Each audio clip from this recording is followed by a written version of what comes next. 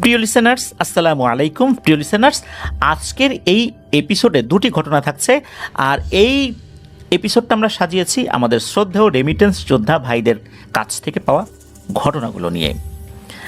আজকে যেই দুটো ঘটনা আপনাদের সামনে উপস্থাপন করব, এই ঘটনা দুটো যেই দুজনের কাছ থেকে পেয়েছি, ওনাদের দুজনের মধ্যে চমৎকার বেশ কিছু মিল রয়েছে, কাকতালীয়ভাবেই সেটা হয়ে গেছে। প্রথম যে ঘটনাটি শেয়ার করবে, এই ঘটনাটি আমাদেরকে যিনি পাঠিয়েছেন তার নাম নিলয় আহমেদ রাকিব ভাই। ওনার বাড়ি রাজবাড়ী জেলার সদর উপজেলার 7 নং ওহাবপুর ইউনিয়নের রূপপুর গ্রামে। ওনার বেশ কিছু ঘটনা ইতিমধ্যে আমরা প্রচার করেছি আমাদের চ্যানেলে। আর দ্বিতীয় বা শেষ ঘটনা যেটি উপস্থাপন করব, এই ঘটনাটি আমাদেরকে যিনি পাঠিয়েছেন তার নাম আশিক মণ্ডল। এই আশিক মণ্ডল ভাইয়ের বাড়িও রাজবাড়ী জেলার গোয়ালন্দ উপজেলার ছোট ভাকলা ইউনিয়নে। ওনারা দুজনই সৌদি আরবে রয়েছেন। নিলয় আহমেদ রাকিব ভাই রয়েছেন তাইফ শহরে, আর আশিক মণ্ডল ভাই রয়েছেন জেদ্দা শহরে। নিলয় আহমেদ রাকিব ভাই যেই জায়গার বা যেই উপজেলার ঘটনা পাঠিয়েছেন সেটা হচ্ছে গোয়ালন্দ উপজেলার, মানে এই আশিক মণ্ডল ভাইয়ের যে উপজেলা। কিন্তু আশিক মণ্ডল ভাই যে ঘটনা পাঠিয়েছেন এটা কিন্তু আবার রাজবাড়ী জেলার ঘটনা না, এটা অন্য জায়গার ঘটনা। তো এই কিছু মিল আমরা পেয়েছি, যেটা কাকতালীয়ভাবেই হয়ে গেছে। তো চলুন কথা না বাড়িয়ে ঘটনায় চলে যাব। আর ঘটনায় যাবার আগে কিছু কিছু কথা যেটা সবসময় বলি, এখনও বলছি, আমাদের এই ভিডিওর লাইক বাটনে প্রেস করতে কিন্তু ভুলবেন না। চলুন আজকের এপিসোডের প্রথম ঘটনায় চলে যাই। নিলয় আহমেদ রাকিব ভাই যেই ঘটনাটি আমাদের সাথে শেয়ার করেছেন, ঘটনাটির সময়কাল অনেক আগের, নির্দিষ্টভাবে সময়টা বলা খুবই মুশকিল। ঘটনাটি উনি সংগ্রহ করেছেন ওনার এক বন্ধুর নানার কাছ থেকে। ভিডিও কলে সেই নানার সাথে কথা বলে উনি এই ঘটনাটি তার কাছ থেকে জেনে নিয়েছেন। মূলত তার ওই বন্ধু বলেছেন তার নানার জানা একটা ঘটনা রয়েছে, বেশ পুরনো একটি ঘটনা। তো এরপরে ওই ঘটনাটি উনি সংগ্রহ করেছেন, সেই ঘটনাটি এখন আপনাদের সামনে উপস্থাপন করব। ঘটনাটি ঘটেছিল তৎকালীন গোয়ালন্দ মহকুমায়। তখন তো এরকম জেলা ছিল না, মহান মুক্তিযুদ্ধের আগে কিন্তু মহকুমা ছিল আর কি। তো হয়তো বা এটা পাকিস্তান পিরিয়ড বা নির্দিষ্ট করে সময়টা যেহেতু বলা যাচ্ছে না, অনেক আগের। এইটা হয়েছিল ভান্ডারিয়া, মুকুন্দিয়া বা এরকম আশেপাশের কোন একটা এলাকায়। ওই এলাকায় তখন অনেক হিন্দু সম্প্রদায়ের লোকদের বসবাস ছিল। সেখানে দেখা যেত যে অনেক বড় বড় প্রভাবশালী ব্যক্তিরাও থাকতেন, যদিও বা ওরকম জমিদার ওইখানে ছিলেন না, তবে অনেক প্রভাবশালী ব্যক্তিরা সেখানে থাকতেন। ওই এলাকাতে বেশ বড় একটা শ্মশান ছিল। ওই শ্মশানে একজন ব্যক্তি থাকতেন। তার আসলে এরকম ফ্যামিলি ছিল না, নিঃসঙ্গ মানুষ ছিলেন, একাকী জীবনযাপন করতেন। ওনার একটা অভ্যাস ছিল, সেটা হচ্ছে যে উনি জাত পাত বাছাবাছি করতেন না। হিন্দু ধর্মের যে কোনো মৃতদেহ সৎকারে ওনাকে সবার আগেই পাওয়া যেত। তবে হিন্দু ধর্মে যেরকম উঁচু নিচু ভেদাভেদ রয়েছে, উনি ছিলেন নিচু বর্ণের। দেখা যেত যে নিচু বর্ণের যেই লাশগুলো, সেই লাশগুলো বড় বড় ব্রাহ্মণরা কিন্তু দাহ করতে চাইতেন না, এমন একটা সমস্যা কিন্তু দেখা দিত। সেক্ষেত্রে তাদেরকে দাহ কে করবেন, তখন ইনি এগিয়ে আসতেন। তার নামটা যে কি এটা বলা মুশকিল, এটা আমরা জানতেও পারিনি। ধরে নিলাম একটা ছদ্মনাম দিলাম, তার নাম হচ্ছে বড়াই। তো এই বড়াই দাদু উনি এই কাজগুলো সবসময় করতেন। একবার হলো কি, ওই গ্রামে কোথা থেকে আসা বেশ ভবঘুরে টাইপের এক ব্যক্তি মরে পড়ে থাকেন। তো মরে পড়েছিলেন বেশ ভেতরের একটা জায়গায়, ওই দিকটাতে লোকজন খুব কম যায়। কোনো কারণে কুকুর সেই লাশ নিয়ে টানাটানি শুরু করছিল, মানুষের নজরে পড়ে যায়। গিয়ে দেখে একজন ব্যক্তি, চুল টুল দাড়ি খুবই এলোমেলো অবস্থা, আর শরীরে পচন ধরে গেছে। পচন ধরে যে লাশ চেনা যাচ্ছে না বিষয়টা এরকম না, মানে পচন শুরু হয়েছে আর কি। কোথা থেকে এলো, কিভাবে মারা গেল বোঝা যাচ্ছে না, তবে দেখে মনে হচ্ছে লোকটি পাগল গোছের কেউ হবে। এখন এই লোকটাকে দাহ কে করবে? কারণ ওই লোকটার গলায় এক ধরনের মালা দেখে বোঝা যাচ্ছিল উনি হিন্দু ধর্মাবলম্বী। অনেকেই বলছিলেন যে ধুর, এটাকে দাহ করার দরকার নাই, ফেলে রাখো তো, কত কুকুর বিড়াল শেয়াল আছে এই দিকটাতে, এরা খেয়ে নেবে, কে দাহ করবে, এত পয়সা করে খরচ করে কে কাঠ দেবে, এসব ঝামেলার দরকারটা কি। তখন ওই যে বড়াই দাদু উনি এগিয়ে আসলেন, এগিয়ে এসে বললেন, না, একটা মানুষ যে ধর্মেরই হোক না কেন তার যথাযোগ্য মর্যাদায় সৎকার পাওয়ার অধিকার রয়েছে। যেহেতু দেখেই বোঝা যাচ্ছে উনি হিন্দু ধর্মাবলম্বী লোক, সুতরাং আমি এর সৎকারের যাবতীয় ব্যবস্থা করব। এখন বললেই তো আর হয় না, একটা মানুষকে পোড়ানোর জন্য তো বেশ অনেক কাঠ খড়ির দরকার রয়েছে। এই বড়াই দাদু কি করেছিলেন, উনি নিজের মতো করে এই কাঠগুলো জোগাড় করার চেষ্টা করেছিলেন, খুঁটে খুঁটে বিভিন্ন জায়গা থেকে কাঠ নিয়ে আসার চেষ্টা করেছিলেন। তারপর শ্মশানে দেখা যাচ্ছে যে আশেপাশে অনেক এমন কিছু কাঠ পাওয়া যায় যেগুলো পরিপূর্ণভাবে পুড়িয়ে কয়লা হয়ে যায় নাই আর কি, ওটাকে জ্বালানো যাবে, ওর ভেতরেও কাঠের কিছু অংশ রয়েছে, উপর দিকে কয়লা রয়েছে, এমন কিছু কাঠ উনি জোগাড় করেছেন। জোগাড় করে ওই লাশটাকে অনেক কষ্ট উনি দাহ করেছেন। পরিপূর্ণভাবে হয়তো বা দাহ হয়নি, যতটুকু দাহ হয়নি বাকিটা উনি দাফন করে দিয়েছেন। এভাবেই ওই বেওয়ারিশ লাশটাকে উনি সৎকার করে দিলেন। এভাবেই কিন্তু পুণ্য হবে এই চিন্তা করেই উনি এই কাজগুলো কিন্তু করতেন। সেই হিসাবে এই বড়াই দাদুকে সকলেই বেশ ভালোই বাসতেন, যে তার কোনো ভয় ডর নাই, জাতপাতের বাছ বিছান নাই, উনি এরকমটা করছেন, ভালো মানুষ। একবার হলো কি, ওই গ্রামে কলেরার প্রকোপ দেখা দিল। কলেরা হয়ে যে আসলে একদম গ্রাম সাফ হয়ে যাচ্ছিল বিষয়টা এরকম না হলেও অনেক লোকই মারা যাচ্ছিল। দেখা গেল যে বাবার ঘর আর ছেলের ঘর, ছেলে বিয়ে শাদী করেছে, ঘর আলাদা, বাবার ঘরে মা মরে পড়ে আছে, ছেলের ঘর থেকে কেউ সেইখানে আসে না, যদি তাদের কলেরা হয় এই ভয়ে। লাশ পচে যাচ্ছে, আসে না কেউ। যেহেতু ওই এরিয়াটায় হিন্দু ধর্মাবলম্বী বেশি ছিল, এই যে বড়াই দাদু উনি কী করতেন, উনি নিজ দায়িত্বে সেই লাশগুলোকে সরাতেন।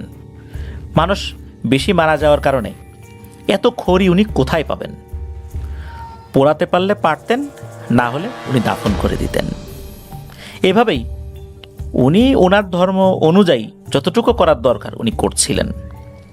ওই সময়ে এই বড়াই দাদুর বেশ গ্রহণযোগ্যতা পায় ওই গ্রামে। একবার কি হলো, ওই গ্রামের পঞ্চায়েত প্রধানের এক আত্মীয় মারা যায়। তো মারা যাওয়ার পর তার মা মারা যায় ওই কলেরার ওই সময়। তবে ওই সময় কলেরার প্রকোপটা কমে আসছিল আর কি, বেশ অনেকটাই কমে আসছিল। তখন ওরকম মৃত্যুর খবর মাঝে মাঝে পাওয়া যাচ্ছিল, একদম রেগুলার না। ওই পঞ্চায়েত প্রধানের ডাকে অনেক লোক চলে আসতো, কত মানুষ তার কথা শুনতো। কিন্তু তার মা মারা গেছে, তার বাড়িতে কেউ আসে না, এই লাশ দাহ করার লোকজন নেই। যখন এই বড়াই দাদু বিষয়টা জানতে পারলেন, উনি চলে এলেন এই পঞ্চায়েত প্রধানের বাড়িতে, এসে বললেন যে জনাব, আপনি যদি অনুমতি দেন, আপনার মায়ের লাশটা আমি দাহ করতে চাই, আপনি কি আমাকে অনুমতি দিবেন? তখন পঞ্চায়েত প্রধান অবাক হয়ে বললেন যে বড়াই, তুমি আসছো, আমার কথায় কত মানুষ উঠতো বসতো, কত মানুষের বিচার আচার আমি করে দিয়েছি, আজ আমার মা মারা গেছে কেউ জানার পরও আমার বাড়ির আশেপাশে আসছে না, অথচ তুমি চলে আসছো। নিচু বর্ণ হওয়ার কারণে তোমাকেও তো তুচ্ছ তাচ্ছিল্য করি নাই, তা তো না। যদি কখনো সুযোগ পাই জীবনে তোমার কিছু করার, আমি চেষ্টা করব। আমি অনুমতি দিলাম, আমার মায়ের সৎকারের যাবতীয় কাজ তুমি করো। বড়াই দাদু তখন কি করলেন, ওই লাশটা নিয়ে গেলেন। যেহেতু ওনারা অবস্থাশালী মানুষ ছিলেন, লাশ দাহ করার জন্য যাবতীয় সরঞ্জামাদি দিতে সক্ষম হয়েছিলেন এবং যথাযথ ধর্মীয় মর্যাদায় সব কাজ সম্পন্ন করা হয়। এরপর চলে যায় বেশ কিছুদিন। ইতোমধ্যে কি হয়, ওই গ্রামেরই আরেকজন খুবই প্রভাবশালী ব্যক্তি, যার বেশ একটা বড় লাঠিয়াল বাহিনী ছিল, বেশ এগ্রেসিভ টাইপের বা হিংস্র স্বভাবের একজন মানুষ ছিলেন আর কি। উনি খুব অহংকারী মানুষ ছিলেন না বটে, তার নামও জানা যায় না আসলে, অনেক আগের ঘটনা তো এই নামগুলো জানাটা মুশকিল, লোকমুখে প্রচলিত ঘটনা তো নাম ছাড়াই আমাদেরকে বলতে হচ্ছে। ছদ্মনাম একটা বোঝার জন্য দিয়ে দিয়েছে এই বড়াই দাদু, যাতে আমরা ঘটনাটা বুঝতে পারি। তো ওই লোকের মা মারা গেছেন, মা বা বাবা এরকম কেউ মারা গেছেন আর কি। তো হয় কি, এই বড়াই দাদু ওই বাড়িতে গিয়েছেন, গিয়ে তাকে অনুরোধ করেন যে আপনি অনুমতি দিলে আপনার মার বা বাবা যিনি মারা গিয়েছিলেন আর কি, তার লাশটা আমি দাহ করতে চাই। কিন্তু ওই প্রভাবশালী ব্যক্তি কোনোভাবেই এটা আসলে মানছিলেন না। তখন তো কলেরার প্রকোপটা ছিল না, মানে শেষ হয়ে গিয়েছিল। অনেকেই বলছিলেন যে হুজুর তার কাছে দিয়েন না, ও তো আসলে নিচু বর্ণের, ওর কাছে দিয়েন না, আরও বড় বড় পুরোহিত রয়েছে, ব্রাহ্মণ রয়েছে, তার কাছে দেন, বিষয়টা কেমন হয়ে যায় না। কিন্তু আরও কিছু মানুষ ছিল যারা ওই প্রভাবশালী ব্যক্তিকে বললেন যে হুজুর এই লোকটা কলেরার সময় অনেক কষ্ট করেছে, যখন আমরা কেউ লাশ দাহ বা দাফন করার সাহসী করি নাই তখন এই লোকটা করেছে, ভগবানের কাছে তার মর্যাদা অনেক। আপনি যদি সত্যিকারের পুণ্যি চান তাহলে আপনার পরিবারের যিনি মারা গেছেন তার লাশ দাহ করার দায়িত্ব তাকে দিতে পারেন। সব কথা শোনার পর ওই প্রভাবশালী ব্যক্তি ওই বড়াই দাদুকে বললেন যে বড়াই, যা, তোকে আমি এই দায়িত্বটা দিলাম, যা যা লাগে সব কর, তুই এই শেষকৃত্যের কাজটা কর। হলো কি, এই বড়াই দাদু তো এই লাশ দাহ করিয়ে কোনো টাকা পয়সা নিতেন না। আর ওই যে সমস্ত ব্রাহ্মণ পুরোহিতরা ছিলেন, ওনারা চিন্তা করেছিলেন যে এই প্রভাবশালী ব্যক্তির আত্মীয়ের যদি খুব সুন্দরভাবে দাহ করতে পারি, বড় অঙ্কের একটা দক্ষিণা পাওয়া যাবে, এরপরে শ্রাদ্ধ অনুষ্ঠান বা আদার্স যেই সমস্ত কাজগুলো হয় এগুলো করেও মোটা অঙ্কের একটা টাকা হাতিয়ে নিব, তার কাছ থেকে টাকা পাওয়া যাবে। তো বড়াই এটা করলে বিষয়টা কেমন হয়ে গেল না, তাদেরকে একটু তুচ্ছতাচ্ছিল্য করা হলো। তারা বিষয়টা আসলে ওইভাবে মানতে না পারলেও ওই সময়ের মতো মেনে নেন। তো বড়াই দাদু যখন সব কিছুর আয়োজন করেন, দূরে কিন্তু সেই ব্রাহ্মণ পুরোহিতরাও দাঁড়িয়েছিলেন। হয় কি, ওই যখন পোড়ানো হচ্ছিল তখন আরও অনেক লোক সেখানে উপস্থিত ছিল। বিভিন্ন কাজের ব্যস্ততায় একটু নড়াচড়া এপাশ ওপাশ করার সময় হঠাৎ করে এই বড়াই দাদুর হাতের ছোঁয়া লেগে যায় ওই প্রভাবশালী ব্যক্তির শরীরে। এই বিষয়গুলো কিন্তু ওই যে ব্রাহ্মণ পুরোহিত এরা খেয়াল করেছে। এরা তো দূর থেকে হই হই রই রই করতে করতে চলে আসে, আয় কি হইল কি হইল, এই তুই কেন এই লোকের হাতে ছোঁয়া দিলি, দেখছেন হুজুর, দেখছেন কি করছে, আপনাকে তো অপবিত্র করে ফেলছে। এই যেই কয়েকজন ব্যক্তি যারা আগে থেকে ওই বড়াই দাদুর উপর ক্ষিপ্ত ছিল, এরা ওই লোককে উস্কে দিয়ে আরও পরিস্থিতি ঘোলাটে করে ফেললো। ওই লোকে বললো আসলেই তো তাই, এই বেটা তুই আমাকে টাচ করলি কেন, আমার শরীর অপবিত্র করে ফেলছি, তোর এত বড় সাহস। তো উনি বলছেন যে হুজুর আমি তো আসলে ইচ্ছা করে করি নাই, আমি তো এই পোড়ানোর কাজেই ব্যস্ত ছিলাম, ডানে বায়ে যেতে হচ্ছে, খড়িগুলো ঠিকঠাক করতে হচ্ছে, নিজের অজান্তেই আপনার শরীর স্পর্শ লেগে গেছে, আমাকে ক্ষমা করে দেন, আমার ভুল হয়ে গেছে। তখন আবার ওই যে সমস্ত আশেপাশের চেলাগুলা ছিল, চেলা চামুন্ডাগুলা, এগুলো আবার তারাও ওই পুরোহিতদের সাথে তাল মিলায় বলতেছে, হ্যাঁ ঠিকই তো, কেন টাচ করলি, কেন ছুলি, কাজটা তো ভালো হয় নাই। এই বলে ওই বড়াই দাদুর উপর তারা ক্ষেপে চলে আসে তাকে মারবে, এবং সত্যি মারও শুরু করেছে। আর এই মারের ভিতরে ওই প্রভাবশালী ব্যক্তিও সামিল হয়েছেন, উনিও ওই বড়াই দাদুর শরীরে আঘাত করেছেন। ওদিকে লাশ পুড়ছে, এদিকে এই বড়াই দাদুকেও তারা আঘাত করে চলছেন ক্রমাগতভাবে। মারতে মারতে ওনাকে আধমরা করে ফেলছেন। একটা সময় উনি সেন্সলেস হয়ে যান, মনে করছেন উনি মারাই গেছে, পরে দেখলেন যে না, মরে নাই, বেঁচে আছে। ওদিকে সব কিছু তো শেষ, পুরানো হয়ে গেছে। ওখান থেকে সবাই চলে যান। অনেক পরে বড়াই দাদুর জ্ঞান ফেরে। ওই সময়ে আরও একটা ব্যাপার হয়, সেটা হচ্ছে বড়াই দাদুর যখন জ্ঞান ফেরে উনি দেখলেন ওনার শরীরে আর শক্তি নাই, খুব আহত অবস্থায় উনি আছেন। উনি ওই গ্রাম ছেড়ে অন্য জায়গা চলে যাবেন বলে সিদ্ধান্ত নেন, এবং ওনাকে বলেও দেওয়া হয়েছিল যে তুই এই গ্রামে থাকতে পারবি না। আর উনি চিন্তা করলেন যে এই গ্রামের মানুষের জন্য এত কিছু করলাম, আজ এরা আমাকে এই প্রতিদান দিল, এইভাবে লাঞ্ছিত করলো, আঘাত করলো। উনি ওই গ্রাম ছেড়ে চলে যাচ্ছিলেন রাতের বেলা রাস্তা দিয়ে, কষ্ট করে হাঁটতে হাঁটতে, আর চিৎকার করে অভিশাপ দিয়ে যাচ্ছিলেন যে আমার সাথে তোমরা যেটা করলা এটা ভগবান সইবে না, আমার সাথে খুব খারাপ কাজ করছো তোমরা, তোমাদের কাছ থেকে এটা আমি আশা করি নাই, তোমাদের জন্য অনেক কিছু করছি, কিন্তু সামান্য শরীরে স্পর্শ লাগার কারণে আমাকে যেভাবে তোমরা আঘাত করলা এটা কোনোভাবেই কাম্য ছিল না, আমি তোমাদেরকে অভিশাপ দিচ্ছি, এর শোধ ভগবান অবশ্যই নেবেন। এইভাবে উনি তার ভাষায় কথাগুলো বলতে বলতে চলে যান একটা দিকে। ওই রাত্রে প্রচণ্ড ঝড় বাদলও হয়েছিল।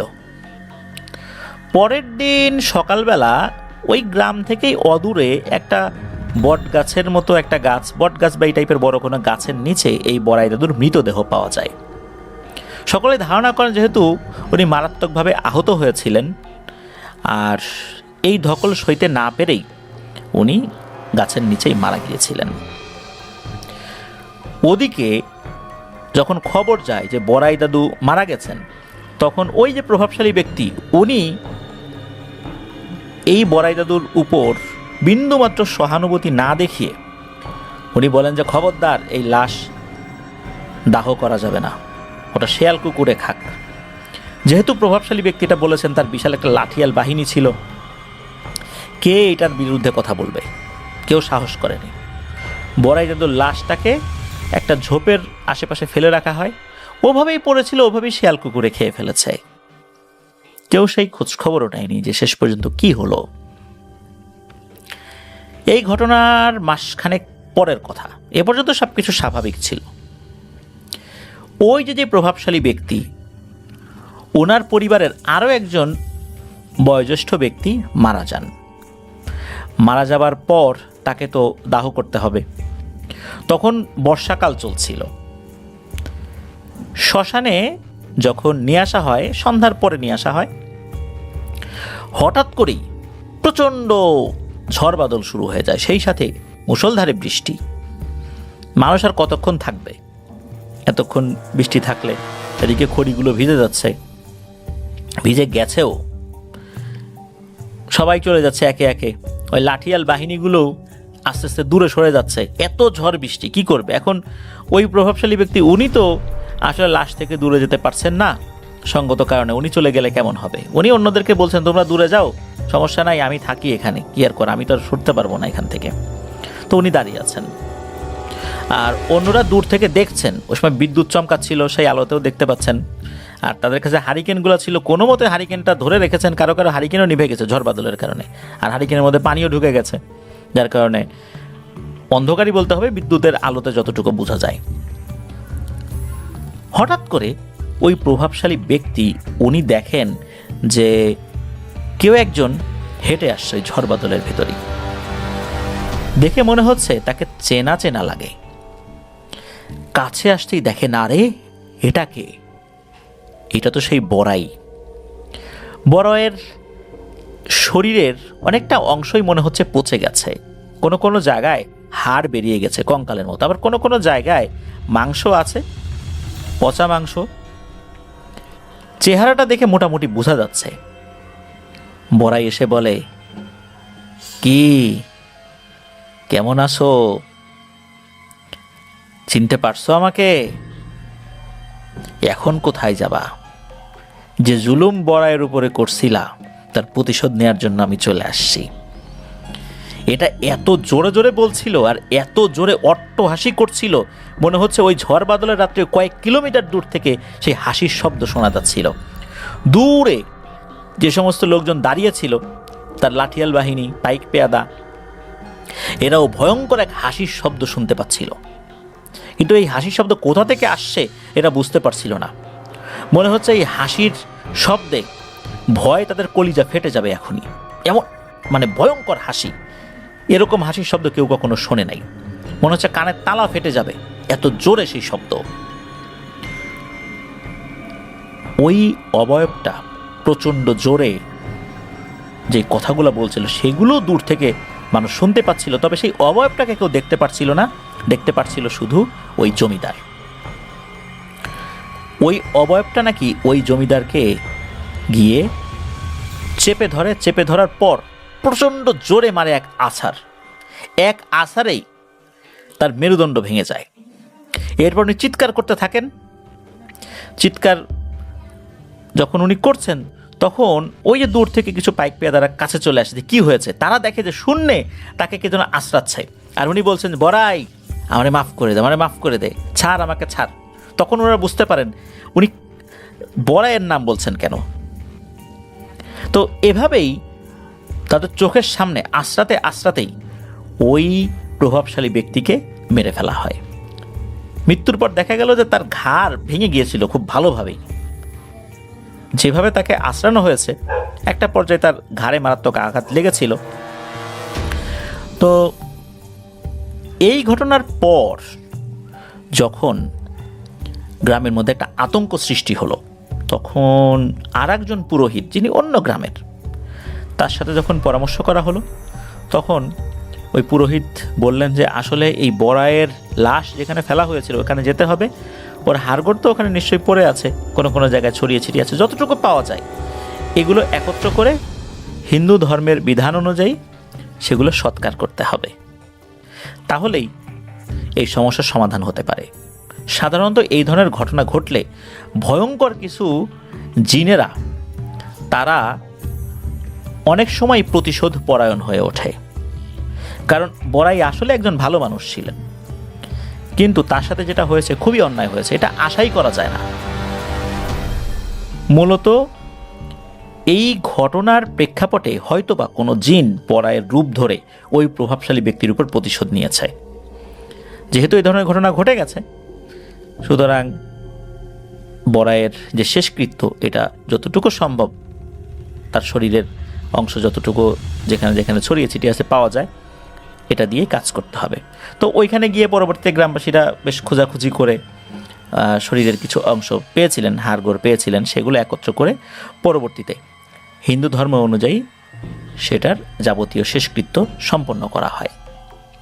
এরপরে ওই বড়াই দাদুর কোনো অবয়বকে আর কেউ কখনো দেখেনি। এটাই ছিল ঘটনা। প্রিয় লিসেনার্স, এখানে একটি কথা বলতে চাই।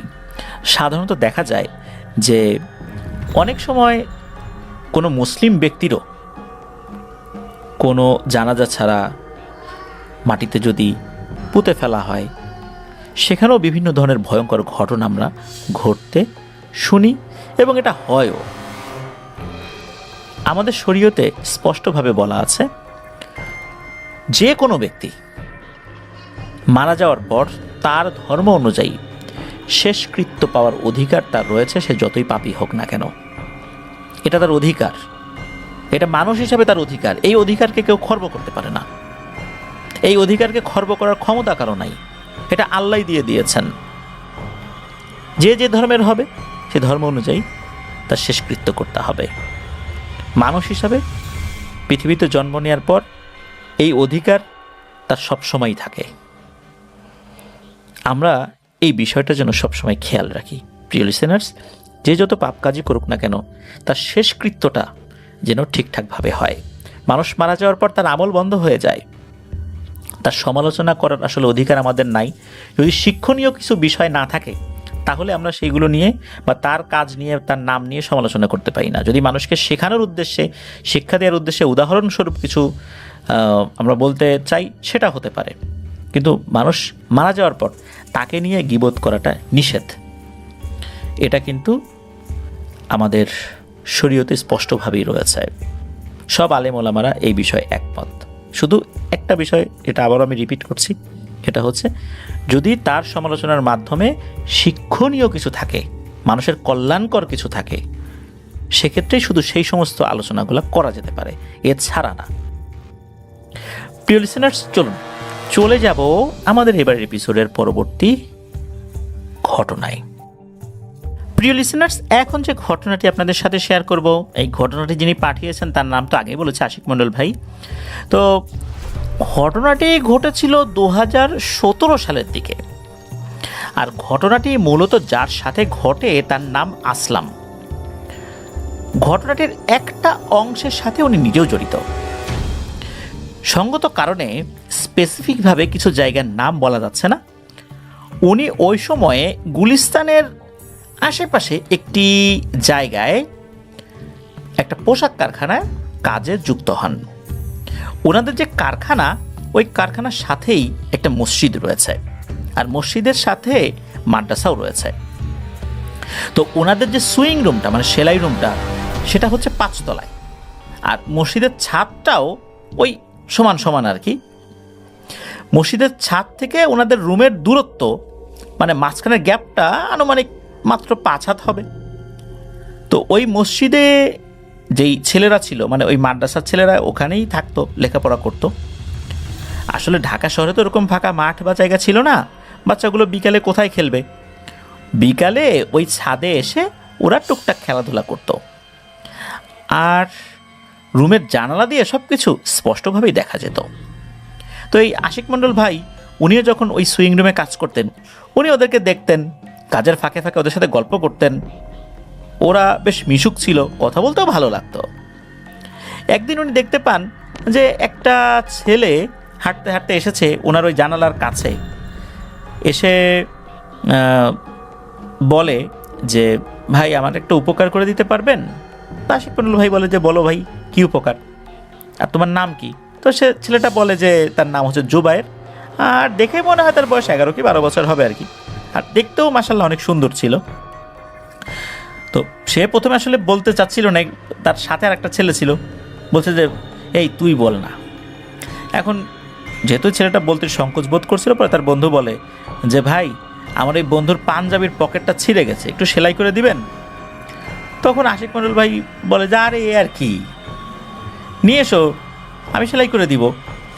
যেহেতু ওই মাঝখানে মাত্র 5 হাতের গ্যাপ ওই বিল্ডিং থেকে ওই বিল্ডিংয়ের, তখন একটা বিশেষ পদ্ধতিতে ওই লাঠির আগায় পাঞ্জাবিটা দিয়ে উনি ওটাকে তার হাতে দিয়ে দেন। উনিও বেশ যত্নের সাথে পাঞ্জাবির ওই পকেটের অংশটা সেলাই করে দেন। যখন সেলাই করে দিয়েছেন, ছেলেটা খুব মিষ্টি একটা হাসি দিয়ে তাকে ধন্যবাদ জানিয়ে ওখান থেকে চলে যায়। একদিন দেখা যায় এশার নামাজের পর ওই ছাদের বাচ্চাটা এসেছে। আসার পর এই আশিক মণ্ডল ভাইকে বলছে যে ভাইয়া আপনার জন্য আমি মিষ্টি নিয়ে আসছি, আপনি সেদিন আমার পাঞ্জাবির পকেটটা সেলাই করে দিয়েছিলেন, আমার মা মিষ্টি বানিয়েছে, আপনার জন্য নিয়ে এসেছে, আপনি খান। উনিও খুব খুশি হন যে বাচ্চাটা এত আশা করে ভালোবেসে জিনিসটা নিয়ে আসছে, খাই না। বাচ্চাটা কি করেছিল, একটা লাঠির মাথায় একটা টিস্যু ব্যাগ রেখেছে, টিস্যু ব্যাগের ভেতরে পলিথিন বা কোনো কিছুর ভিতরে ওই মিষ্টিটা রেখেছে, ওইটা দিয়েই মূলত ওই জানালার কাছে তাকে এগিয়ে দেন, আর ওইটা থেকে আশিক মণ্ডল ভাই নিয়ে নেন। তো মিষ্টিটা যে ব্যতিক্রম কিছু, বিষয়টা এরকম না, তবে বেশ সুস্বাদু ছিল আর কি। এভাবেই কিন্তু চলছিল, কোনো ধরনের কোনো অস্বাভাবিকতা ছিল না।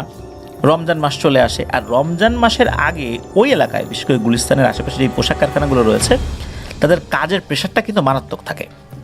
কারণ তারা তো ম্যাক্সিমাম এক্সপোর্ট ওরিয়েন্টেড পোশাক আসলে তৈরি করেন না, ওনারা লোকাল মার্কেটে চালানোর জন্য যেই পোশাকগুলো ওগুলো বেশি তৈরি করে থাকেন। যদিও এক্সপোর্ট ওরিয়েন্টেড পোশাক অনেক আছে, কিন্তু ওনারা মূলত এই লোকাল মার্কেটে যে পোশাকগুলো দিবেন, ঈদের সময় তো এগুলোর ব্যাপক চাহিদা থাকে, দম ফেলানোর সময় থাকতো না, রাত 2-3টা অবধি কাজ করতেন। যেই জায়গাটাতে ওনারা ছিলেন ওটা একটা ফ্ল্যাটের মতো 3টা রুম ছিল, একটা সুইং রুম, একটা কাটিং রুম, আর একটা ওনাদের থাকবার জন্য জায়গা আর কি। তো কাজ শেষ হলে সবাই খাওয়া দাওয়া শেষ করে শুয়ে পড়তো। তো এই আশিক মণ্ডল ভাই ফোনে একটু কথা বলতেন আর কি। তো কাজ শেষ করে উনি চিন্তা করলেন যে আসলে রুমে বসে বা রুমে শুয়ে কথা বললে তো অন্যদের ঘুমে ডিস্টার্ব হবে, কারণ সারাদিন সবাই অমানসিক পরিশ্রম করে, আর ঈদের আগে তো কাজের প্রেশার মারাত্মক বেশি। এখন তো রুমে শুয়ে শুয়ে কথা বলা যাবে না। উনি ওই সুইং রুমের যেই জায়গাটাতে বসে জানালার পাশে বসে কাজ করতেন, উনি ওই জায়গাটাতে গিয়েছেন। তো উনি ওইখানে বসে মাঝে মাঝে কথা বলতেন রাতের বেলা ফোনে পরিবারের সাথে। তো এক রাত্রে উনি জানালার পাশে বসে কথা বলছেন, হঠাৎ করে কি হয়, ওই জানালা দিয়ে মসজিদের ছাদের দিকে ওনার চোখ যায় কথা বলতে বলতেই। উনি দেখেন ওই যে জুবায়ের নামক যে ছেলেটা ছাদে নামাজ পড়ছে। উনি বিষয়টা স্বাভাবিকভাবে নিয়েছেন, কারণ ছাদের ওই জায়গাটাতেও কিন্তু আলো ছিল, আর ঢাকা শহরে চতুর্দিকেই তো আসলে লাইট আছে, এমনটা না যে ওই জায়গাটা অন্ধকার, এমন না। কিন্তু উনি দেখলেন যে ছেলেটা নামাজ পড়ছে, কথা বললে ডিস্টার্ব হতে পারে, যদিও বা সেটা শোনার কথা তার না, বেশ দূরেই ছিল ছেলেটা, তারপরেও উনি কথা বলা বন্ধ করে দিয়ে ঘুমাতে চলে যান। তো উনি যে কয়েকদিনই আসছেন রাতের বেলা পরিবারের সাথে কথা বলার জন্য, প্রায় প্রত্যেকটা দিনই ওই জুবায়ের নামের যে ছেলেটা, এই ছেলেটাকে উনি ওখানে নামাজ আদায় করতে দেখতেন। একদিন হঠাৎ করে একটা অদ্ভুত দৃশ্য দেখতে পান। ওই রাত্রে জুবায়ের সে নামাজ পড়ছিল না, সে ছাদে বসে কোরআন শরীফ পড়ছিল। আর সবচেয়ে অদ্ভুত ব্যাপারটা হচ্ছে যে কোরআন শরীফের পাতা একা একাই উল্টে যাচ্ছিল। বাতাসে যেরকম উল্টে যায় বিষয়টা এরকম না, মনে হচ্ছে ওর এক পৃষ্ঠা পড়া হচ্ছে, পাতাটা একা একাই উল্টে যাচ্ছে, আর এক পৃষ্ঠা পড়া হচ্ছে, পাতাটা একা একাই উল্টে যাচ্ছে। উনি প্রথমে চিন্তা করেছেন যে এটা বাতাসে উল্টাচ্ছে, বা উনি হয়তো বা দেখতে ভুল করছেন। অনেকক্ষণ ধরে উনি এই বিষয়টা অবজার্ভ করছিলেন। উনি যে জানালার পাশে বসেছিলেন, ওই রুমের লাইটটা তো বন্ধ ছিল, এই জন্য ওইখানে বসে যে কেউ দেখছে এটা কিন্তু বাইরের থেকে আসলে বোঝা যায় না। কিন্তু হঠাৎ করেই ওই জুবায়ের ছেলেটা এমনভাবে তার দিকে তাকায়, মনে হচ্ছে ওই ছেলেটা বুঝে গেছে যে ওইখান থেকে তাকে খুব ভালো করে কেউ দেখছে। জুবায়ের ছেলেটার এরকম তাকানো দেখে আশিক মণ্ডল ভাই বেশ ঘাবড়ে যান। উনি ওখানে দাঁড়িয়ে না থেকে উনি রুমে চলে আসেন। অদ্ভুত ব্যাপার হচ্ছে, পরের দিন থেকে ওই জুবায়ের ছেলেটাকে আর দেখা যায় নাই। উনি ঈদ অবধি ওখানে কাজ করেছিলেন, পরবর্তীতে ওখান থেকে চলে আসেন, অন্য আর একটা জায়গায় কাজ নিয়েছিলেন। তো অন্য যেখানে কাজ নিয়েছিলেন, যে গার্মেন্টসটা, সেটা ছিল ওখানে থাকা একটা হাই স্কুলের অপোজিট পাশে, মেইন রোডের সাথেই। যেহেতু ওই গার্মেন্টসগুলো এখনও রয়েছে, এই জন্যই মূলত উনি নাম বলেন নাই। যারা ওই এলাকায় আছেন তারা যদি ঘটনা শোনেন তাহলে কিছুটা বুঝতে পারবেন আর কি। তো এরপর কি হয় যে এই আশিক মণ্ডল ভাইয়ের এক বন্ধু, যার নাম হচ্ছে জাহিদ,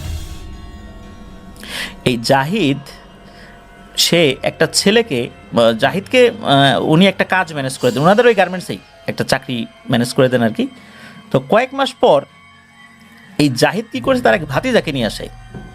মূলত তাদের লোক দরকার ছিল, ওই গার্মেন্টসের লোক দরকার ছিল। তো ওই জাহিদের এক ভাতিজা, সে কাজ জানতো, সে ওখানে নিয়ে আসে। ছেলেটা কাজ করছিল, সব কিছু ঠিকঠাকই চলছিল। তো এই ছেলেটার নাম হলো আসলাম, খুবই ভালো একটা ছেলে, নামাজ কালাম পড়তো নিয়মিত। এভাবেই চলছিল। দেখতে দেখতে কুরবানি ঈদের সময় চলে আসে। তো কুরবানি ঈদেরও 2-3 দিন আগে কাজের প্রেশার তো বুঝতেই পারছেন প্রিয় লিসেনার্স, গার্মেন্টস লাইনে কিন্তু ওই সময় অনেক কাজের চাপ থাকে আর কি। নাইট ডিউটি করতে হয়, নাইট ডিউটি করলে ওভারটাইম হিসাবে কাউন্ট করা হয়। তো একদিন কাজ শেষ করে ঘুমাতে ঘুমাতে ওনাদের রাত প্রায় 3:30টার মতো বেজে যায়। সবাই ঘুমানোর জন্য প্রস্তুতি নিয়েছেন। এর মধ্যে আসলাম সে বলে যে এখন ঘুমালে তো ফজরের নামাজ পড়তে পারবো না, ফজর নামাজ পড়ে এসে তারপর ঘুমাই। তো এদিকে সবাই তো আসলে কাজ করতে করতে ক্লান্ত, তারা তাদের মতো করে ঘুমিয়েছেন। আসলাম নামাজ পড়ার জন্য কোথায় যেন চলে যায়, নামাজ পড়ে চলেও আসে, ঘুমিয়ে পড়ে। অন্য সবাই তখন ঘুমিয়েছিল। তো ঘুম শেষ করে সবাই যখন কাজ করার জন্য উঠেছেন, তারপরে কাজ করেছেন, সন্ধ্যার সময় ওনাদের নাস্তা খাওয়ার একটা বিরতি শুরু হয়। ওই সময় হঠাৎ করে আসলামের উদ্ভট আচরণ শুরু হয়।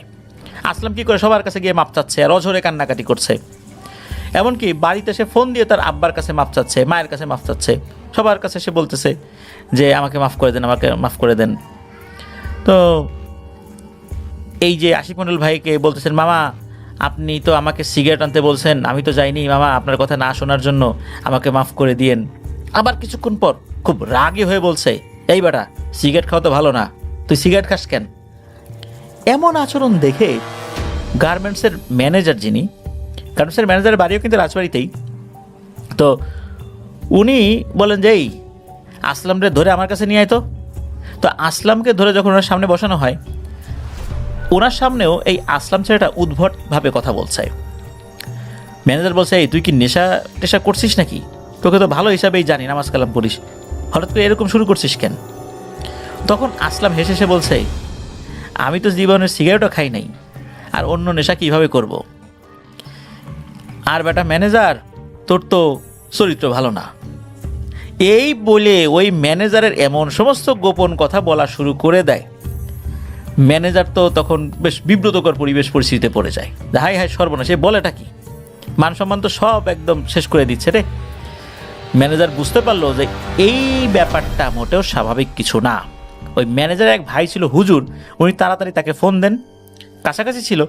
তো উনি কি করেছেন, চলে আসছেন, চলে এসে কিছু পানি পড়া দেন, ঝাড়ফুঁক করেন, কোরআনের কিছু আয়াত পড়ে ঝাড়ফুঁক করেছিলেন আর কি। সাময়িক সময়ের জন্য ঠিকও হয়ে যায়, কিন্তু উনি বলেছিলেন যে যত তাড়াতাড়ি সম্ভব এই ছেলেটাকে বাড়িতে পাঠিয়ে দেন, এখানে রেখেন না। বাড়িতে গেলে বাড়ির লোকজন ওকে চিকিৎসা করুক, নিশ্চয়ই একটা সমস্যা তো হয়েছেই। এরপর হুট করে এশার নামাজের পর ওকে পাওয়া যায় না, কোথায় গেছে কি হয়েছে কেউ বলতে পারে না। এদিকে ঈদ সন্নিকটে, ওনাদের কাজের প্রেশার মারাত্মক। অন্যদিকে এই ছেলেটা হারিয়ে গেছে, কাজ বাদ দিয়ে সবাই তো পাগলের মতো তাকে খুঁজে বেড়াচ্ছে। অনেক খোঁজাখুঁজি করার পরও ওকে পাওয়া যায় না। রাত আনুমানিক 1টা-1:30টার দিকে দেখা গেল যে ওই একাই চলে আসছে, এসে বিশ্রীভাবে হাসছে। সবার সামনে এসে এমনভাবে হাসছে সবার মেজাজটা হয়ে যায় গরম। ঈদের সামনে এরকম কাজ বাদ দিয়ে ওকে খুঁজলো, আর ও কিনা এভাবে এসে বিশ্রীভাবে দাঁত কেলিয়ে হাসছে। ও হাসছে কিন্তু কথা বলছে না, ওকে জিজ্ঞেস করলে কোনো উত্তর দিচ্ছে না। ও কথা না বলে ওর যে ঘুমানোর জায়গা সেখানে চলে যায়। এদিকে অন্য যারা আছেন তারা কাজ শেষ করে কারখানার যেই জায়গাটা রয়েছে ঘুমানোর জন্য, ওইখানে অবশ্য জায়গার স্বল্পতার কারণে একটা মাচাঙের মতো তৈরি করা হয়েছে, মানে নিচেও ঘুমানো যায় উপরেও ঘুমানো যায়। আশিক মণ্ডল ভাই রাত আনুমানিক 2টার দিকে ঘুমিয়ে পড়েছেন। ফজরের আগে ওনার ঘুম ভাঙে, ওনার মুখের উপর কারণ নিঃশ্বাস, গরম নিঃশ্বাস পড়লে যেরকম অনুভূতি হয়, শব্দ হয়, ওই রকম একটা অনুভূতির কারণে ওর ঘুম ভেঙে যায়। যখনই উনি চোখ মেলেছেন তখন দেখেন এই যে আসলাম ছেলেটা, ওর মুখ তার মুখের এত কাছাকাছি, চোখ বড় বড় করে এই আশিক মণ্ডল ভাইয়ের দিকে তাকিয়ে আছে, আর তার নিঃশ্বাস মূলত তার মুখের উপর পড়ছে। ঘুম থেকে চোখ খুলে হঠাৎ করে এই দৃশ্য দেখুন, ভীষণ ভয় পান আর চিৎকার দিয়ে ওঠেন। সবাই তো ওনার চিৎকার শুনে ধর্মর করে উঠে বসছেন। অন্যরাও দেখেন যে এই একই ব্যাপার, এই আসলাম এরকম চোখ বড় বড় করে তার দিকে তাকিয়ে আছে। তখন সবাই বলেন যে না রে, এ তো রাখা যাবে না, এ তো ভীষণ বিরক্তির কারণ হয়ে গেছে আমাদের জন্য, খুব ঝামেলা পাকাচ্ছে, এ রাত বিরেতে এরকম কাজ করছে, ওকে তো বাড়িতে পাঠিয়েই দিতে হবে। কাজের প্রেশারের জন্য তার সাথে যে যাবে কেউ তার বাড়ি পর্যন্ত, এরকম লোকজন ছিল না। তো ওখানে এই যে ছেলেটা আসলাম, এই আসলামের আপন খালাতো ভাই, উনি আবার ট্রাকের ড্রাইভার ছিলেন। তো ওনার সাথে কথা হয়, যোগাযোগ হয় যে কোনোভাবেই হোক, তো তার সাথেই পাঠানোর কথা হয়। ওনার সাথে যখন কথাবার্তা হয়, বেশ কিছুক্ষণ পর উনি কারখানার সামনে ট্রাক নিয়ে চলে আসেন, কারণ উনি ওই দিকটাতেই যাবেন, এরকম একটা কথা ছিল। এদিকে যেই সময়টাতে পাঠানো হয় সেই সময়টা কিন্তু রাতের বেলা, মানে পরবর্তীতে কথা হয়েছে উনি রাতের বেলা ট্রিপ নিয়ে ওই বাড়ির ওদিকে যাবেন, এই জন্য রাতের বেলা এসেছিলেন। রাতের বেলা তাকে ট্রাকে তুলে দিয়ে ওনারা হাফ ছেড়ে বাঁচেন যে যাক বাবা, আপদ বিদায় হয়েছে, আমরা তো এইসব ঝামেলা এখন নিতে পারবো না, সে সুযোগ আমাদের নাই, অন্তত পরিবারের কাছে গেলে একটা চিকিৎসা পাবে। তো তাকে ট্রাকে তুলে দিয়ে ওনারা চলে আসেন, সব কিছু ঠিকঠাক চিন্তা করছেন যে যাক ওকে তো পাঠাই দেওয়া হয়েছে। এর পরের বিষয়টা ওনারা পরে জানতে পেরেছিলেন, সেটা হচ্ছে সব কিছু ঠিকঠাক মতোই তো ওনারা তুলে দিয়েছিলেন। আসলাম তো ট্রাকের মধ্যে উঠেছে, ওনাকে সারাটা পথ ঘুমিয়েছিল। ওকে খাওয়ার জন্য ওর খালাতো ভাই যিনি ট্রাক চালাচ্ছিলেন তাকে ডাকেন, মানে আসলামকে ডাকেন, কিন্তু ও খাবে না, ঘুমের মধ্যেই বলে যে আমি খাবো না, আমি মাত্র খেয়ে আসছি। এ কথা শুনে খালাতো ভাই অবাক হয়, ও কীভাবে খেলো, এই তুই খেলি কখন, সে কোনো উত্তর দেয় না। তো এইভাবেই তাকে বাড়িতে পৌঁছে দেওয়া হয়, মানে তার খালাতো ভাই তাকে বাড়িতে পৌঁছে দেন। আর তার এক মামা আছে কোরআনে হাফেজ, তার নাম হচ্ছে আব্দুল্লাহ। উনি এই আসলামকে দেখে কিছু তদবির দিয়েছিলেন, কিছুদিনের জন্য ভালো থাকে, আবার নাকি সে পাগলামি শুরু হয়। ও নাকি 2 মাস একদম বদ্ধ উন্মাদ ছিল, কাউকে চিনত না। মজার বিষয় হলো রাস্তায় যাকেই দেখতো তাকে দিনের দাওয়াত দিত, কাউকে না চিনলেও 5 ওয়াক্ত নামাজ সে কখনো বাদ দিত না। এদিকে হয় কি, আসলাম ছেলেটা দিনে দিনে খুব শুকিয়ে যাচ্ছিল, একদম কঙ্কালসার হয়ে যায়। তো এই যে আব্দুল্লাহ মামা, উনি ওনার পরিচিত একজন হুজুর, যিনি খুব বড় মাপের একজন আলেম, তাকে নিয়ে আসেন এই সমস্যার সমাধানের জন্য। উনি এসেছেন, আসার পর এশার নামাজের পর এই আসলামের উপরে ওই জিনটাকে হাজির করান। জিনটা হাজির হয়ে খুব সুন্দর করে সালাম দেয় এবং খুব মিষ্টি করে কথা বলতে থাকে। তখন ওই হুজুরকে বলেন যে আমার নাম খালিদুল্লাহ, এই ছেলেকে আমি আল্লাহর রাস্তায় কাজ করাতে চাই। তখন হুজুর বলেন ঠিক আছে, আল্লাহর রাস্তায় কাজও করবে, এটা তো প্রত্যেক মুসলমানেরই দায়িত্ব, কিন্তু আপনি থাকাতে ওর মানসিক শারীরিক অনেক সমস্যা হচ্ছে, দয়া করে আপনি ওর থেকে দূরে থাকেন। আর হেদায়েতের মালিক আল্লাহ তাআলা, আল্লাহ ওকে হেদায়েত দিলেও কাজ করবে, আপনি তো জোর করে ওকে দিয়ে কাজ করাতে পারবেন না, আর এটা আপনার দায়িত্বও না। ওর ভালো মন্দ দেখার জন্য মা বাবা রয়েছে, ওকে সঠিক পথে পরিচালনার জন্য ওর মুরব্বীরা রয়েছে, আপনি জোর করে ওকে দিয়ে কাজ করাবেন কেন আল্লাহর রাস্তায়? আল্লাহকে এই দায়িত্ব আপনাকে দিছে। আপনি দাওয়াতি কাজ করাতে চাইলে আপনি আপনার জিন সমাজে গিয়ে তাদেরকে দাওয়াতি কাজ করান, আপনি এর পিছনে লাগছেন কেন? আর আপনার উপস্থিতিতে তার তো ক্ষতি হচ্ছে। একথা শোনার পর ওই জিনটা নাকি বলে যে না, আমি সাথে থাকলেও একজন দিনদার মানুষ হবে। তখন হুজুর বলেন যে ওকে দিনদার বানানোর দায়িত্ব আপনার না, আপনার উপস্থিতিতে ওর যে ক্ষতি হবে সেটা দেখে বুঝতে পারছেন না ওর কি হাল হয়েছে? আপনি যদি না যান ছেলেটা তো পাগল হয়ে যাবে আর এরপরে মারা যাবে। তখন ওই জিনটা বলে যে না, আমি যাব না, ওকে ভালো পথে পরিচালনা করব। তখন ওই হুজুর বলেছিলেন যে আপনি যদি ভালোয় ভালোয় না যান তাহলে কিন্তু এতক্ষণ যে সম্মান দিয়ে আপনার সাথে কথা বলছি এই সম্মানটা থাকবে না, আর আমি এখন যে পদক্ষেপ নেব সেটা আপনার জন্য ভালো হবে না।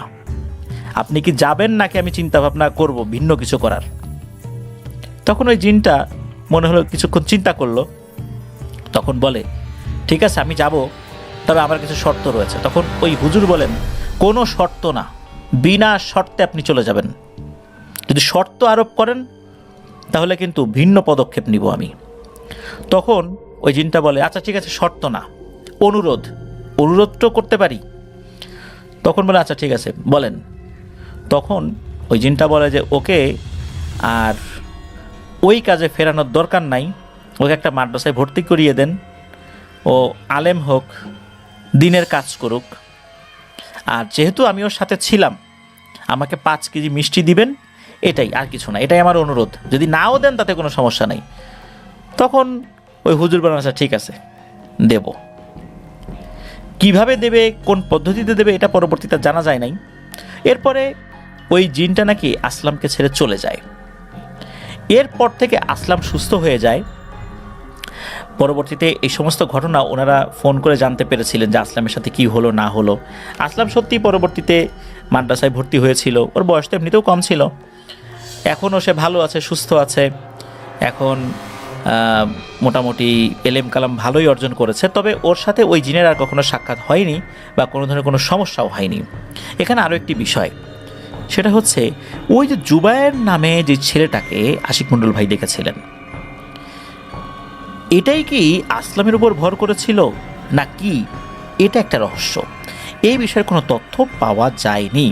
প্রিয় লিসেনার্স, এখানে আরও একটি ব্যাপার, সেটা হচ্ছে যে আল্লাহ তাআলা পবিত্র কোরআনে কিন্তু বলেছেন যে আল্লাহ তাআলা যাকে ইচ্ছা হেদায়েত দেন, কেউ যদি জোর করে তার উপর জুলুম করে হেদায়েত করানোর চেষ্টা করে, এই দায়িত্ব কিন্তু আল্লাহ তাআলা কাউকে দেন নাই, যেটা ওই জিন করার চেষ্টা করেছিল। হ্যাঁ, আমাদের অনুগত বা আমাদের পরিবারের ভেতরে ধর্মীয় চর্চা করার জন্য যতটুকু কঠোর হওয়া যায় সেটার বিধান ইসলামে রয়েছে, কিন্তু বাইরের কারো উপর শরীয়তের কঠোর বিধানগুলো আরোপ করার দায়িত্ব কিন্তু আমাদের না। তাদের বিষয়ে আল্লাহ আমাদেরকে জিজ্ঞেস করবেন না, যাদের বিষয়ে আল্লাহ আমাদেরকে জিজ্ঞেস করবেন তাদের বিষয়ে আমরা সতর্ক থাকব। এই জিনটা কি করেছে যে এই আসলাম ছেলেটার উপরে সে ভর করে তার জীবনটাকে দুর্বিষহ বানিয়ে ফেলেছে। যদিও তার উদ্দেশ্য ভালো ছিল, কিন্তু ফলাফল তো ভালো হচ্ছিল না, মৃত প্রায় হয়ে যাচ্ছিল দিনকে দিন। তবে তার অনুরোধ তার পরিবার রক্ষা করেছিলেন, যেটা এখনও চলছে। আসলাম ভালো আছে, সুস্থ আছে, এটাই সবচেয়ে বড় কথা। প্রিয় লিসেনার্স, আসলে এই ঘটনার মধ্যে মেসেজ কিন্তু একটাই, সেটা হচ্ছে আমরা জোর করে কারোর উপর এমন কোনো কিছু চাপিয়ে দেব না যেটা চাপানোর অধিকার আমাদের দেওয়া হয়নি। যাদের উপর অধিকার দেওয়া হয়েছে আমরা তাদের উপর সেটা প্রয়োগ করতে পারি, কিন্তু যাদের উপর অধিকার আমাদের নাই তাদের উপর এই অনধিকার চর্চা এটা ধর্মের সৌন্দর্যটাকে নষ্ট করে দেয়। আল্লাহ আমাদেরকে বোঝার তৌফিক দান করুন। প্রিয় লিসেনার্স, আজকের এপিসোড এ পর্যন্তই ছিল।